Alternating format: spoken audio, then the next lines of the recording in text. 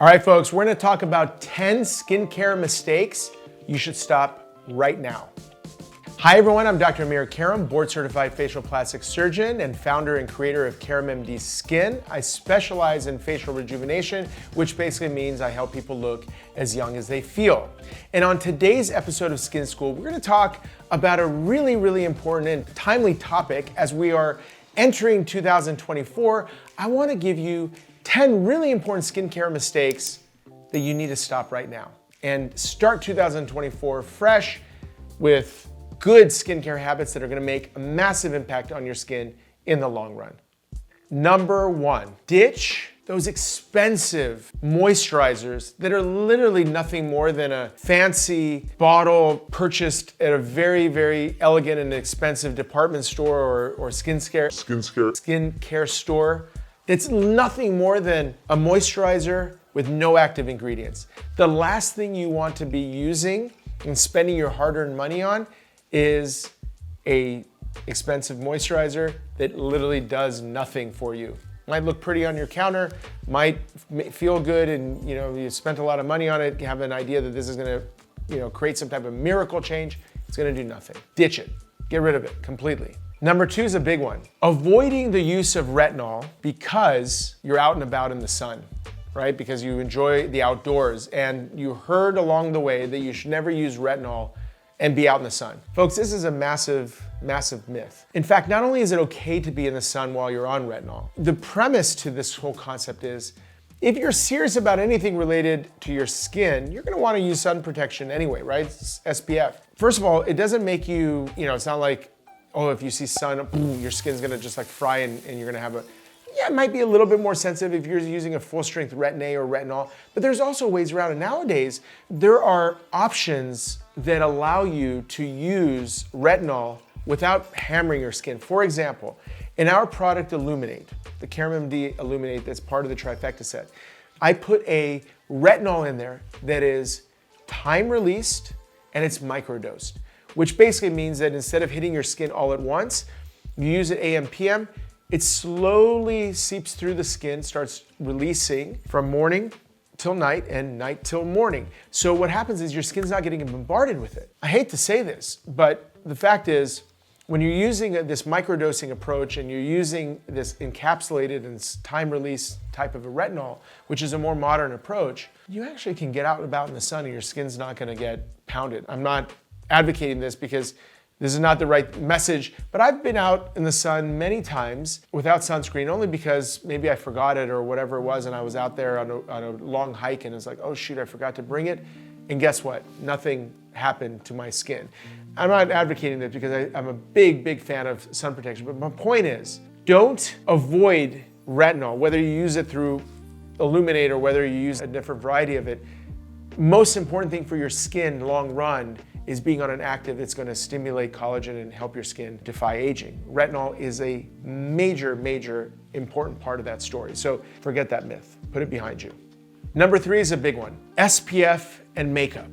Folks, you can't have this type of a multitasking approach. SPF is really important. Sunblock is a really important part. If you want to know what 70 to 80% of the reason why skin looks old, it's sun.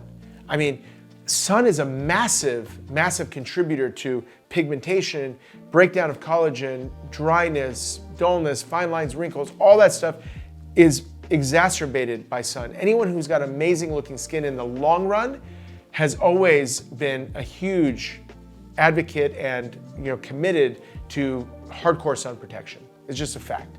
So you wanna make sure that that step is done the right way. Using a makeup that has some SPF in there, it's just basically marketing. I hate to say it, and I'm not trying to dog anyone here. I'm just simply saying the truth. You want to use makeup as makeup, and you can have an SPF in there, it's fine to use them both. But your foundation, your first step, needs to be a solid, broad spectrum, mineral-based sunscreen. Zinc, titanium oxide, there's a lot of good brands. We recommend Elta, doesn't mean you have to use that one, but it's nice because it's low on chemicals. Zinc and titanium levels are high enough to where it really physically blocks. There's a variety of them, they're clear, they're tinted, all sorts of things. But bottom line is that has to be your first step before you leave the house every day. You reapply at some point, but if you're gonna use makeup, then use the makeup with SPF on top of the regular sunscreen. Don't think you're getting all of your sun protection through your makeup that has some sunscreen in it. It's not gonna happen. Number 4 is a huge one. I can't tell you how many times I talk to people and they're like, what's your skin regimen? They say, oh yeah, once a year, twice a year, I go get a laser. That's my skin regimen. And in between that time, what do? Not really anything. I go get a halo, I get a BBL, I do this, that, or IPL, I get that twice a year. That's what I do for my skin. Folks, that's not skincare. Skincare is what you do every single day. What you put on your skin is the most important thing in terms of stimulating collagen, doing all the things. I mean, that's really the whole reason why I developed the trifecta and the products, was to make that step really easy so that you can do that every single day. Because sun protection coupled with actives is what's going to keep the skin from aging and renew the skin as you age. So important.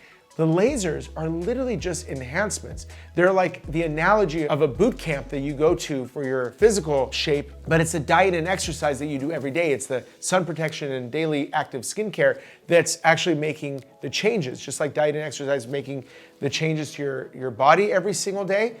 The laser is the boot camp that you go to every 3 or 4 months just to kind of like go next level, right? That's it. So you can't get in shape by going to boot camps every 3 or 4 months or once or twice a year. Just know this. That's what lasers are. Number 5 is another big one. Folks, you probably have a drawer filled with half-used products, right? And you probably over the year have used a ton of different types of products. This notion of bouncing around from product to product, searching for the panacea, is keeping you from actually getting results. It's basically a massive opportunity cost because time is of the essence. Time is the thing that will make the biggest impact when it's used appropriately. So don't do this whole bouncing around from product to product thing.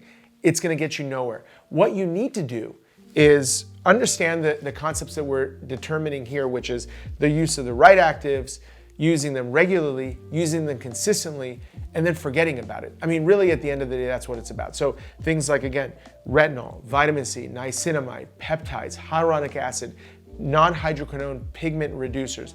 Those are the huge categories that are gonna make the biggest difference in the long run. You just gotta do it every single day. Stay committed to it.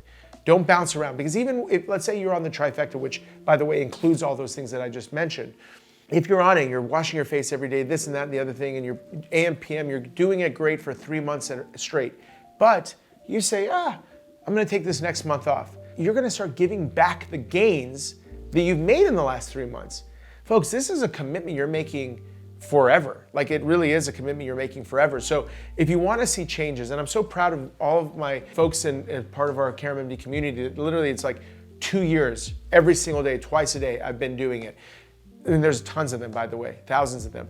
And the changes that they're seeing in their skin comes from that. We've managed to change that paradigm of like, oh, I'm gonna try this, try that. No, get on the right stuff, trust that you're on the right stuff. I mean, it's basic, it's like, these are the things that I've just mentioned. And then don't get off of it. Don't bounce around. There's nothing better out there. It just happens to be different. And half the time when you do that, you're piecemealing your routines, you're missing a lot of important things, and ultimately you're going nowhere, you're treading water, or in skin aging terms, if you're not going forward, you're swimming, you're falling, you're going backwards. Aging is pulling you backwards, you're aging essentially. So you wanna defy the current that is making things worse by constant stimulation. Very, very, very, very important part. Number 6 is using harsh exfoliants, harsh cleansers, and using them too often. See, what happens is the skin has a function. There's a skin barrier that's very important. It keeps pollutants out of the body. It basically protects the body. I mean, the skin is a really functional thing, and having an intact and healthy skin barrier is very, very important. When you're using things like a bamboo exfoliator, you put it in your cleanser, using foaming cleansers, you're using chemical peels at home, you're using like salicylic acid and different types of products that have acid in it, and you're using it regularly. What you're doing is you're breaking down the surface of the skin, you're getting rid of those essential oils, you're exposing the skin to more dryness, more oil production, you're exposing the barrier to not function as quite as well. Overexfoliation is a bad thing. Now, you need some exfoliation. If you're mature skin, you're above age, late 40s and 50s, and don't take it the wrong way when I say mature, but just the functionality of the skin is that it starts building up layers of dead skin cells that make the skin look dull and the texture, rough. You need to exfoliate that, but you don't need to do it that often. In fact, when we developed polish, I was looking at a million different ways to bring at-home exfoliation. I landed on using an enzyme called papain and bromelain that basically essentially dissolves and digests the dead skin cells off the surface of the skin, but it does it in a very gentle way. Use a couple times, 3 times a week, totally safe. When people start doing something that's good too much, even something like polish, which is super gentle, if you use it every single day, your skin's gonna pay the price. Not a good thing. So be very, very mindful that you're not putting these harsh exfoliating type of things on your skin and doing it every day. Number 7 goes back to sun protection, and in the winter, and on cloudy days, and when you're indoors sitting by a window, and when it's raining or snowing or days are short. Folks, there's UV ray all the time. The UVA, UVB spectrum, UVB causes skin cancers, UVA causes skin aging. It's always there. Yeah, sure, at certain parts of the day, the index is lower. It's true if you're far away from a window, the light isn't gonna penetrate as much, you're gonna be protected. But the bottom line is, if you're out on a cloudy day, on a rainy day, or a snowy day, some of the worst sunburns I've ever had have been on cloudy, snowy days in the mountains. There's UVA all over. So just know this, that as a general rule, as a consistent pattern, put on that sunscreen before you leave the house, and then be prepared to reapply it if you're gonna spend a whole day outside. Just know that. Reapply every 2 or 3 hours. Keep your skin protected. Most important thing you can do. Don't get into this myth that it's cloudy, I don't need it. I can skip it today. Number 8, using foaming cleansers. How basic is that, right? For years, I thought like a sudsy foaming cleanser was the right way to wash the face. Totally wrong, because what's happening when you're using a foaming cleanser, you're creating micro abrasions in the skin, which not only strip away a lot of those essential surface oils that are protecting to the skin barrier, but also they create inflammation by creating that abrasion into the skin. So the right cleanser is a non-foaming, gel-based gentle cleanser. In fact, the rinse, which is the first step of the trifecta, but it's also available separately, won the 2023 Harper's Bazaar Best Daily Cleanser because of its qualities. It's non-foaming, it's gel, it incorporates things like aloe and apple amino acids and all these different things that help soothe the skin, anti-inflammatory, so that everything that goes on your skin after is going to penetrate better because the surface of the skin is in good shape. Foaming cleansers create abrasions, create inflammation, create dryness, which creates a cascade of inflammatory changes, that all of which make it harder for things to penetrate into the skin in the right way. Get out of the habit of using that sudsy thing to feel like you're getting your skin clean. Your skin is actually being cleaned very, very deeply and appropriately, even without all the suds and bubbles. Number 9, folks, if you're not using vitamin C, you're really not on an anti-aging skincare routine. As I mentioned earlier, retinol, I'm mentioning vitamin C right now. It is an essential part of an anti-aging routine. It's multitasking, both retinol and vitamin C. They're doing lots of different things at one time. They're decreasing pigmentation, they're stimulating collagen, they're brightening the skin, they're antioxidants. They're doing all of these things to make the skin better over time. So vitamin C serums are an essential part of any kind of skin routine. That's why I actually included a very powerful 3 different types of vitamin C's in Quench, which is the second step of the trifecta. But it made it a separate step because I wanted to make sure you're getting a total dedicated full dose of vitamin C as part of the skincare anti-aging routine, which is so, so important. So make sure you're on a vitamin C as part of your routine. Number 10 is a little bit of it's a confusing one for a lot of people. But this is what it comes down to. If you have oily skin, that's not a reason why you shouldn't put moisturizers or things that have oil on your skin. This is a fascinating thing. I'm not exaggerating. I literally just talked to a patient today. She's been on the trifecta for a year and a half. And she had terrible issues with sebaceous cysts. There was the little cysts that you get from too much sebum, which comes from the sebaceous glands, and blocked pores and clogged pores, which dilate and all that. Since she's been on the trifecta, she says it's never been better, like literally never in her life been better. But what's fascinating is there's a lot of oils in the Illuminate. Extrinsic use of oils that you adding to your regimen actually decreases your body's production of oils because the sebaceous glands are producing the oil. But if you're getting enough of it on your skin, then the feedback loop is, oh, I don't need to produce as much. And when you don't produce as much, as they enter the oil gland duct, the sebaceous ducts, if you're not producing it, the less likely they are to get clogged. And if they don't get clogged, guess what ends up happening? They don't get dilated, you look like you have less pores. So not only is it helpful to balance the amount of oil that your skin produces, because sometimes people with oily skin, if they're not getting oil, they're just producing more oil, so their skin looks more oily. If you have dry skin, your skin is producing more oil and trying to keep up with that level, but it's not. But if you add oil in both scenarios, both dry and oily, what you're doing is you're balancing the skin. You're getting the skin into this like calm level of where oily skin produces less oil, dry skin doesn't need to worry about it because it's getting the oil that it needs, and the skin just looks much better. This is a complete physiologic, sort of 180 from what we've all been sort of taught, which is moisturize dry skin like crazy, stay away from moisturizers and oils for oily skin. The answer is actually the opposite. Oil is helpful in both scenarios. And again, this was, I would say, probably one of the coolest parts about the formulation of the Illuminate was that it includes all that in there so the patients can get this nice balance between the two, and you don't even have to think about what type of skin you have, which was what my huge goal was, to make it super simple. Like, oh, dry skin, oily skin, mature skin, light skin, dark skin, male skin, female skin, forget about it. Just, it's made for everyone. Sensitive skin, whatever, it's just made for everyone. Don't leave oils out of your regimen if you have oily skin. That's what's the very, very important thing about this, so that you can improve the overall balance of your skin going forward.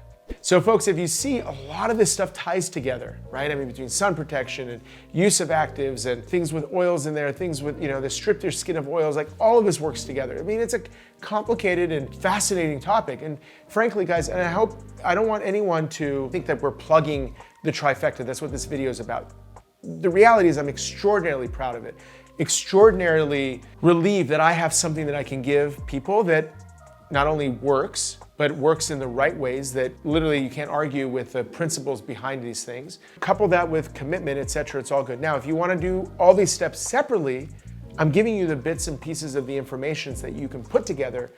Stop the things that you're doing that are, as we mentioned, the analogy going the opposite direction of aging that you want to go. You want to basically defy aging and you're kind of going the opposite direction. So all these things are very, very, very important and valuable pieces of nuggets that you want to basically use to formulate the right approach. You want to just dumb it down and make it super easy, go check out the trifecta. You don't even think about it, right? That's the whole idea. So I'm giving you both scenarios, but don't think for a minute that I'm telling you that the trifecta is the only way to go forward. It's just happens to be probably one of the easiest ways to go forward, but the information applies to any approach that you're going to take. All of this stuff is very useful. So folks, I hope you enjoyed this episode of Skin School. I hope you learned something. I hope you stop doing some of these things that are potentially hurting you. And if you have any questions, drop them in the comments and questions below. If you haven't already, subscribe to this channel. We've got lots of good stuff on facial rejuvenation, skin rejuvenation.